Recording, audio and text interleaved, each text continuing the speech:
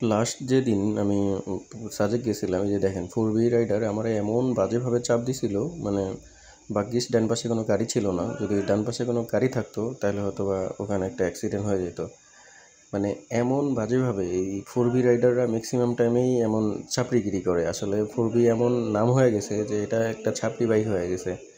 আর যেদিন আমরা লাস্ট মানে যে সাজেক ঢুকছি, এরই সামনে একটা বাইকার দেখা যাচ্ছে ক্যাপ পরা, পিলিয়ন সহ।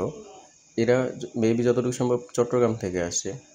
এরা মনে করেন যে সামনে ঢোকার জন্য এত বাজেভাবে আমাদেরকে চাপ দিছিল, মানে যেটা আসলে এক্সপ্লেন করার মতো না, মানে বইলা বোঝানোর মতো না।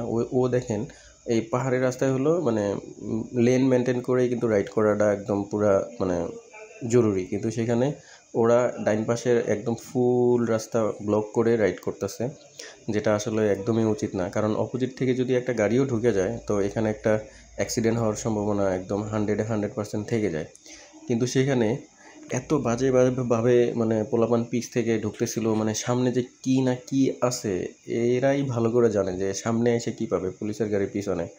এমন বাজেভাবে এদিক ওদিক থেকে চাপ দিচ্ছিল যেটা বলার মতো না।